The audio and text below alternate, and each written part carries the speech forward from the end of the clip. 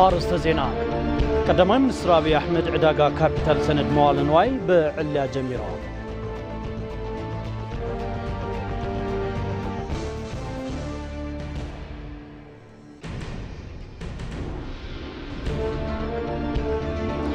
مدرخ تكالات فاينانس نتوتن فيدرالن كللاتن أب كتما جمعت ساليتو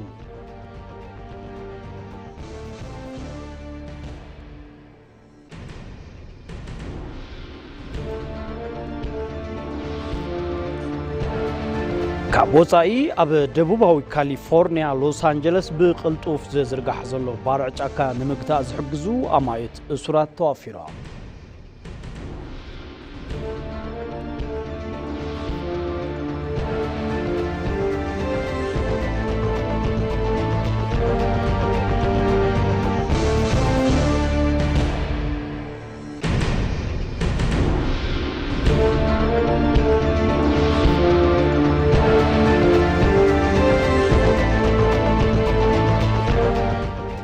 السلام تنا دي سبا كابز مدبر استوديو تي في تقبلوا كبرات تخاتلتين الساعات زتدالو زيناتات حيزنا لكم قريبنا لنا زيناتات جيتاتو علوم مسخم كصنحه سناي مكتال نكونلكم تمنيتنا ايو فلما حصرت زيناتات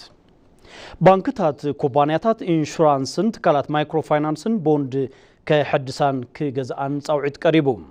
نقدب حداسه اثيوبيا وفري متخاب ገንዘብ ፋይናንሳዊ تكالات ساليتو تي مدرخ بانكتات كوبانياتات انشورانس تكالات مايكرو فاينانسن بوند كيغزون كحدسون تصويعو وانا دايركتور بيت صحفه متحابري بروجكت عبي قدب حداسه اثيوبيا دكتور ارغاوي برهم كبانكتات كوبانياتات انشورانس تكالات مايكرو فاينانسن بعدغيتن محداسن بوند 110 مليون بر نمكاب تلمي كم زلو غليصام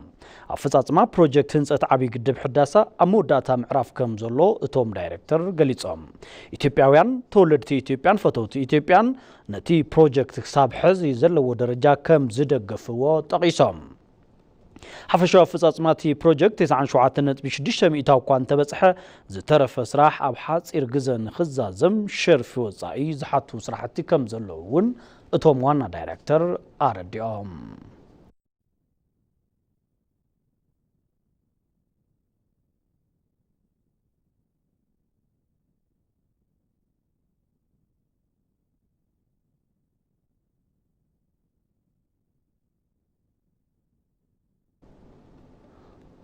عودي سايبر دحننت زتامامن مغبار ابو حيلي سب بفلاي دما بعقمي من اسيات مسرح كم زغبا من محدار مربب حبريتان دحننتنا فليتوم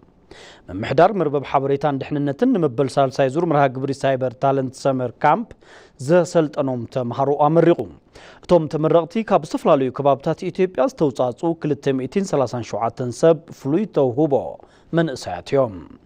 عودي سايبر دحننت زتامامن مغبار اب حيلي سب بفلاي دما اب كيلت من ساعات مسرح قدنيو زبلو مكتل دايركتور تتكال دانيال غوتا اب تعودي بقعاتن ببركه عالم تودادر تسخونو زيغاتات نمفراي يسرح مهلاو تزاريبوم سلطنا سايبر تالنت سامر كامب اب كيلت ترايزيكونس تكالاون هاغراون لوختو ببقعات معوات زخل بسنه مغبار تهنص زيغا مفرايون زكاته مخانو توم مكتل دايركتور العلام بخال ملكعو من محدار مربب حبريتان نحننتن لومي ناي 5 مليون اثيوبياوያን كودرز مرها غبري سلطنا قدامو سنبت بعلي اجميروم تي سلطنا بماخل بلصنتي تكال زوهاب تخون ازي دما اب اديس ابا نزركو من سيات تي سلطنا نموساد مچو كونتات زيفطرله مخانو تغليصوم ابتي سلطنا سلطنتي قرب سلطنا بوتا كمبيوترن انترنيتن بناصا نكرخبون اتي سلطنا بقليلو نخكتاتلون يخلوميو تباحيل الله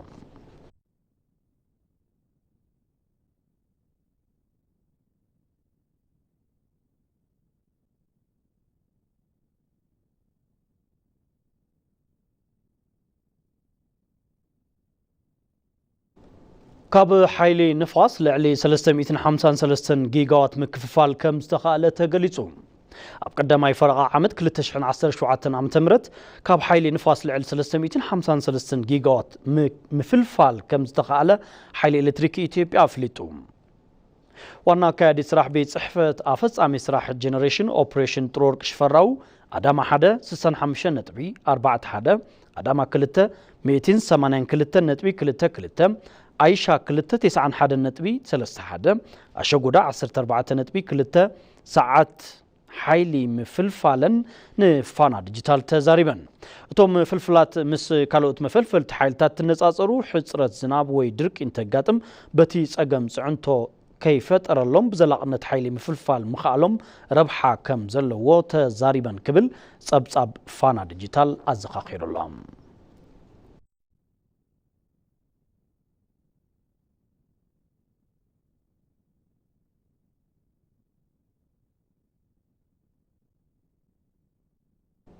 ኩነታት ጸጥታ ንምቁጽጻር ምውፋር ድሮናት ክግበር ምዃኑ ተገሊጹ ጥሙር ሓይሊ ጸጥታ ኣብ አዲስ አበባን ከባቢያን ዘሎ ኩነታት ጸጥታ ኣብ ዋና ቤት ጽሕፈት ቤት ዕዮ ፖሊስ ፌደራል ኢትዮጵያ ብምግምጋም ቀጻሊ ኣንፈት ኣቐሚጡ ኮሚሽነር ጀነራል ፖሊስ ፌደራል ኢትዮጵያ ደመላሽ ገብረ ሚካኤል ኣብቲ መድረኽ ስራሕቲ ምክልኻል ገበን ብልዑል ብርኪ ከዕብዩ ዝኽእሉ ስራሕቲ እናተሰርሑ ይርከቡ ኢሎም ኣብ ቀረባ መዓልትታት ኣብ ከተማ አዲስ አበባ ፍሰት ትራፊክን ሓፈሻዊ ኩነታት ጸጥታን ከምኡውን ዓበይቲ ፕሮግራማት ቁጽጽር ክገብራ ዝኽእላ ድሮናት ክዋፈራ ከም ዝግበር ኣብሪሆም ሰላምን ድሕነትን አዲስ አበባ ዘላቒኑ ክኸውን ጥሙር ሓይሊ ጸጥታ ተዋዲድካ ብምስርሑ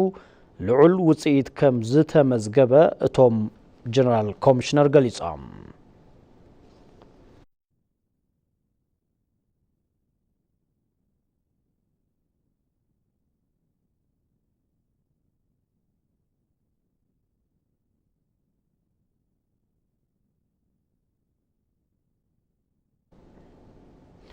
ኣብ አዲስ አበባ ብብቁዕ ሓይሊ ሰብ ብሎጂስቲክስን ቴክኖሎጂን ዝተወደበ ትካል ፖሊስ እናተፈጠረ ምዃኑ ከንቲባ አዳነች አቤቤ ገሊጸን ከንቲባ ምሕዳር ከተማ አዲስ አበባ አዳነች አቤቤ ሎሚ ዝተመረቁ አባላት ፖሊስ ንህዝቢ አዲስ አበባ ብሞያዊ ዲሲፕሊንን ብቕንዕናን ከገልግሉ ከም ዘለዎም ገሊጸን ፖሊስ አዲስ አበባ ንመበል 29 ዘሰልጠኖም ስሩዓት አባላት ፖሊስ ሎሚ አመሪቁም ኣብቲ መርሃ ግብሪ ምረቃ ዝተረኸባ ከንቲባ አዳነች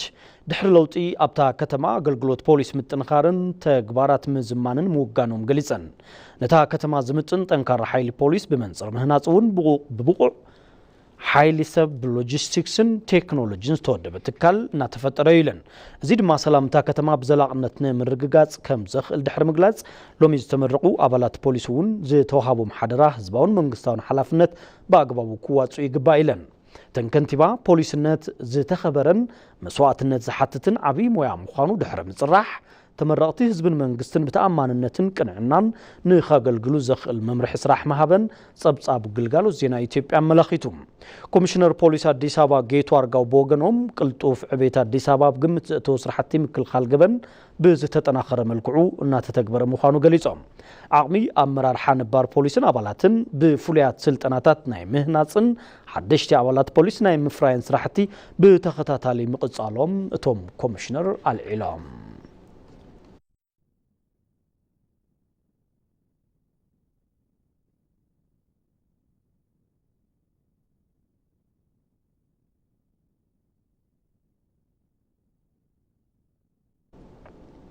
ኣብ ዞባ ሰሜን ምዕራብ ክልል ትግራይ ብመስኖ ሓጋይ ልዕሊ 4000 ሄክታር ሕርሻ ብዝተፈላለዩ ኣትክልትን ፍራምረን እናለምዐ ከም ዝኾነ ምምሕዳር ዞባ ሰሜን ምዕራብ ግዜያዊ ምምሕዳር ክልል ትግራይ ገሊጹ ኣማኻሪ ጉዳያት ኢኮኖሚ ኣማሓዳሪ ዞባ ሰሜን ምዕራብ ክልል ትግራይ ኣይተ ክብሮም ብስራት ኣብቲ ዞባ ብመስኖ ሓጋይ ንምልማዕ ትልሚ ካብ ዝተተሓዘ ክሳብ ሕዚ ልዕሊ 4000 ሄክታር መሬት ብዝተፈላለዩ ኣትክልትን ፍራምረን ከም ዝተሸፈነ ገሊጾም ማይ ከርሰ ምድርን ገጸ ምድርን በአግባቡ ኣብ ልምዓት መስኖ ንምውዓል ሓረስቶት ካብ ልምዓት መስኖ እኹል ፍርያት ንክረኽቡ ስልጠና ተዋሂብዎም ናብ ልምዓት ከም ዝኣተዉ ሓቢሮም ሓረስቶት ተጠቀምቲ ልምዓት መስኖ እውን ናይ ክረምቲ ዝራእቶም ቀልጢፎም ብምእካብ ትኩረቶም ናብ ልምዓት መስኖ ብምግባር እቲ ልምዓት እናቀላጠፍዎ ከም ዝርከቡ ተዛሪቦም ኣብ ልምዓት መስኖ ካብ ዝሳተፉ ዘለዉ ሓረስቶት ነባሪት ዞባ ወረዳ ታሕታይ ቆራሮ ፍሉይ ሽሙ ሰመማ ዝተባሃለ ጣብያ ገጠር ዝኾኑ ሓረስታይ ሓለፎም ንርአ ኣብ ልዕሊ ፍርቂ ሄክታር ሕርሻ ዝነበረ ጣፍ ኣብ እዋኑ ብምእካብ ቀይሕ ሽንኩርቲ እናልምዑ ከም ዝኾኑ ተዛሪቦም ክሳብ መወዳእታ ለካቲት ዝጸንሕ ወሓዚ ማይ ከባቢኡ ንልምዓት መስኖ ብምውዓል 1 ሄክታር ሕርሻው ብሰላጣ ቆስጣ ኮሚደረን ሽንኩርትን ከም ዝሸፈኖ ዝገለጸ ድማ ነባሪ እዚ ጣብያ ዝኾነ መንእሰይ ሓረስታይ በላይ ታረቀዩ ኣብ እዋን ክረምቲ ኣብ ጎዳጉዲ መዕቆሪ ማይ ዘጠራቀምክዎ ማይ بمتقام أحملتي قدنا إن المعقويم زبالادما نبارت زوردا فلوش مماي لحم استبحالت أبيع قد أرزغنا حرستاي شفنا أمونين أبتي زوبال على شديشة ميتي دكان استو حرستوت حاويسولو على شديشة شيح حرستوت لمعات مسنو تساتفتي كم زخونو تقليتهم أبتي زوبا بمسنو حقايب كل التزور تشعتشن 396 هكتار حرشان ملمع كم زيتا تلمون من محدارتي زوبا أفليتهم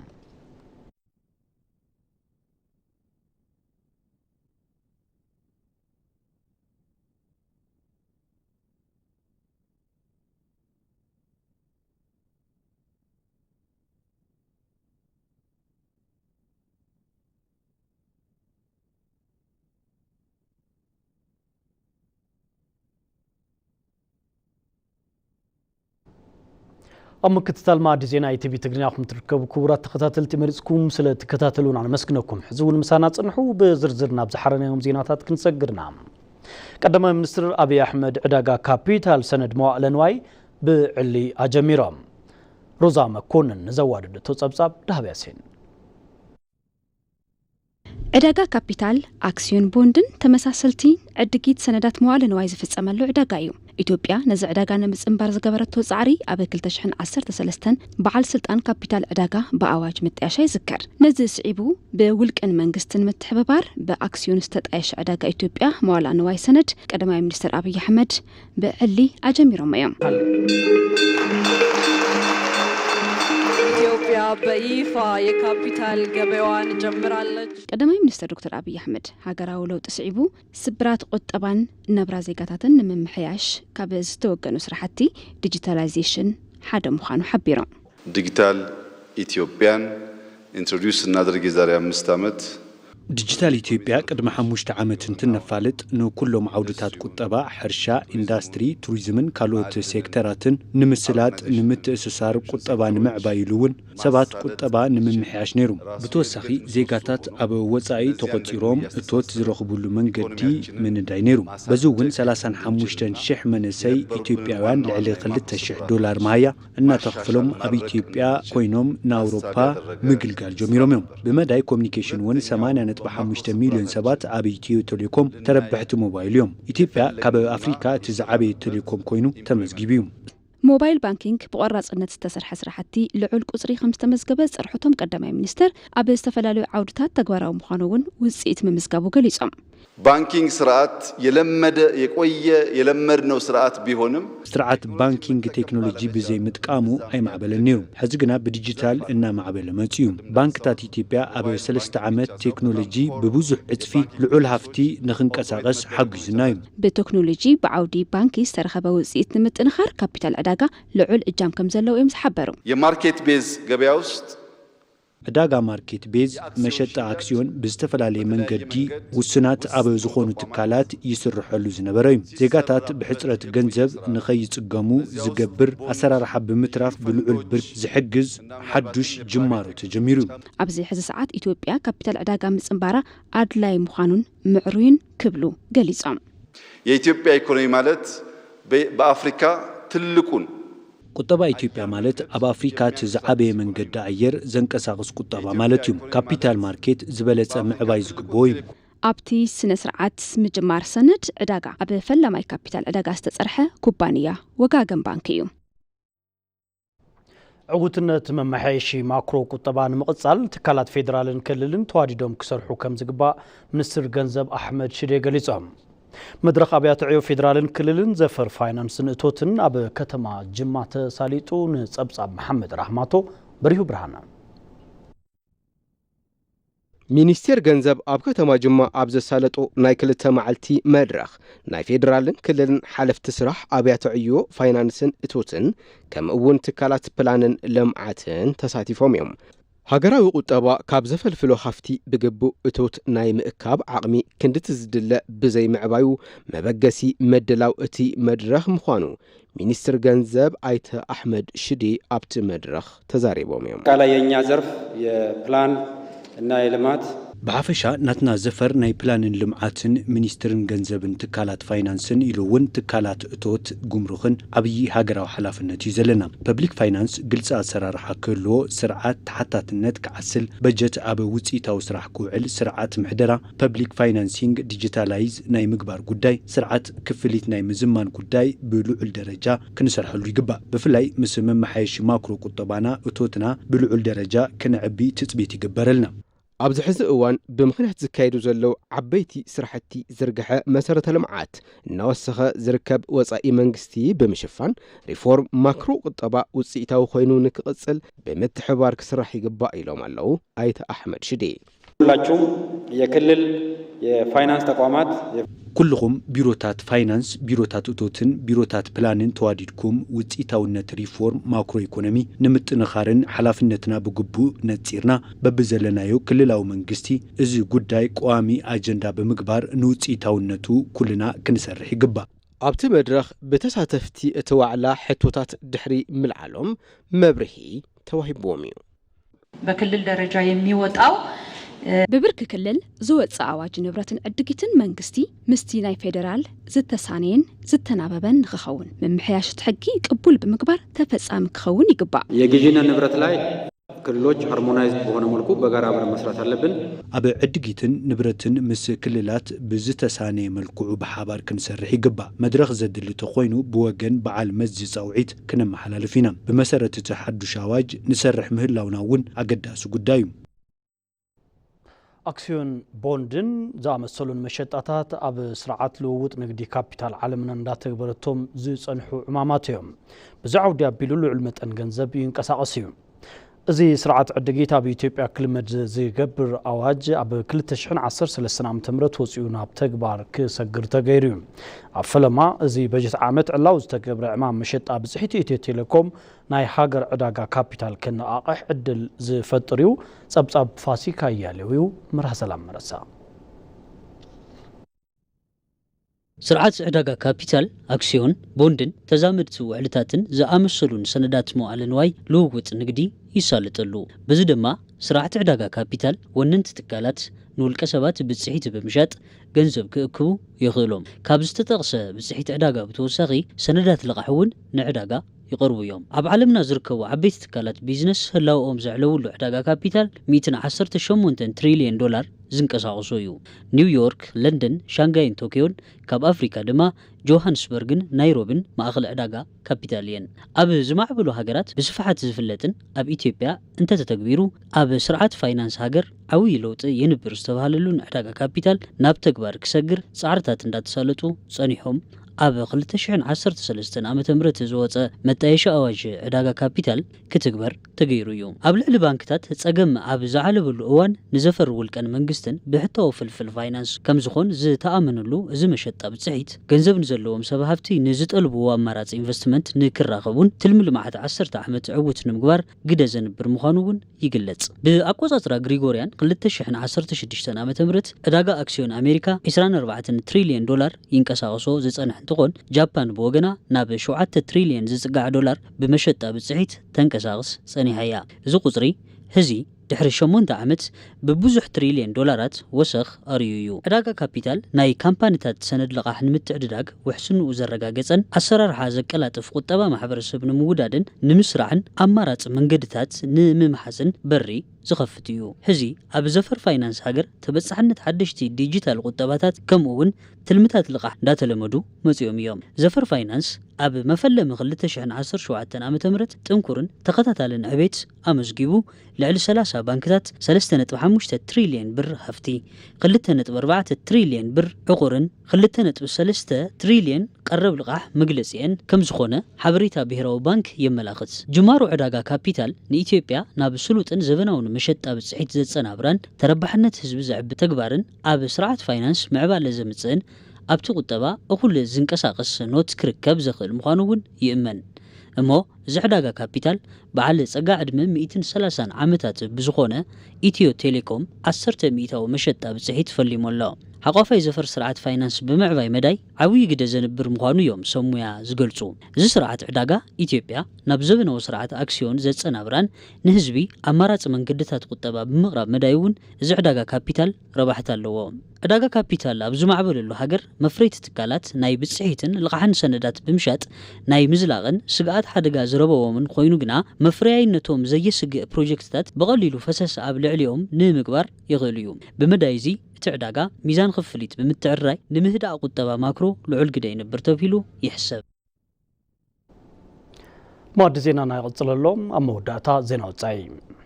ኣብ ደቡባዊ ካሊፎርኒያ ሎስ አንጀለስ ብቕልጡፍ ዝዝርጋሕ ዘሎ ባርዕ ጫካ ንምግታእ ዝሕግዙ ኣማኢት እሱራት ተዋፊሮም ኣብ ታሪኽ ኣሜሪካ ዝበዝሐ ጉድኣት ከም ዘስዕበ ዝንገረሉ ባርዕ ጫካ ንምምካት ኣብ ትሕቲ ክፍሊ ምእረምታን ተሃድሶን ካሊፎርኒያ ኣብ ዝካየድ ወለንታዊ መደብ ኣስታት 939 እሱራት ይሳተፉ ከም ዘለዉ ተገሊጹ እቲ ባርዕ ኣብ ዝሓለፈ ሰሉስ ዝጀመረ ኮይኑ ዝርግሐኡ ኣብ ምግታእ ዝሕግዙ ቁፅሪ እሱራት በብመዓልቱ እናወሰኸ ይኸይድ ኣሎ ብሰንኪ ባርዕ ኣብ ውሽጢ ሓደ ሰሙን ልዕሊ 10,000 ህንፃታት ከዓኑ ከለዉ 37,000 ሄክታር መሬት ድማ ተቃፂሉ እዩ ክሳብ ሕጂ ብውሕዱ 11 ሰባት ከም ዝሞቱ ሰበስልጣን ሃገር ይገልጹ እቶም ዝተዋፈሩ እሱራት ብመንግስቲ ኣብ ዝመሓደሩ 35 ማዓስከራት መጥፋእቲ ሓዊ ስልጠና ይወስዱ እዮም ክፍሊ ተሃድሶ ቤት ማእሰርቲ ብኢሜይል ንኤቢሲ ኣብ ዝሃቦ ሓበሬታቶም እሱራት ዝርግሐት ባርዕ ንምግታእ 24 ሰዓት ይሰርሑ ኣለዉ ክብል ኣመልኪቱ እቲ ፖሊሳደስ ዝብል መፀውዒ ዝተዋሃቦ ባርዕ ጫካ ኣብታ ግዛኣት ዝኸበደ እዩ ዛጊት ንኸባቢ ፓሲፊክ ፖሊሳደስ ሓዊሱ ልዕሊ 17,200 ሄክታር ዝሽፍን ሰፊሕ ግዛኣት ኣዕንዮ ኣሎ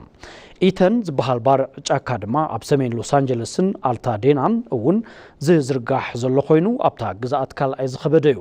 10,600 ሄክታር ድማ ኣዕንዩ ኣሎ እቲ ሳልሳይ ባርዕ ጫካ ሃርስት እዩ እዚ ብሰሉስ ዝጀመረ ባርዕ ናብ ሰሜን ሳን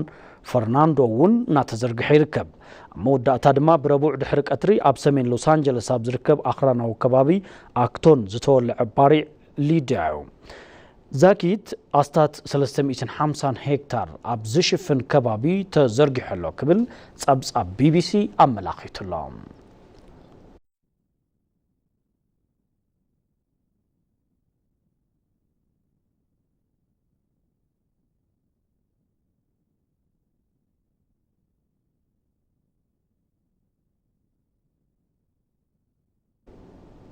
كبرت تخطلتي زينة ومسند أتاتنا قدمي مززامنا كندغنت بتاتنا كنزخخركم قدم منستر أبي أحمد عداقا كابيتال سند موائل نواي لومي بعلا جميرا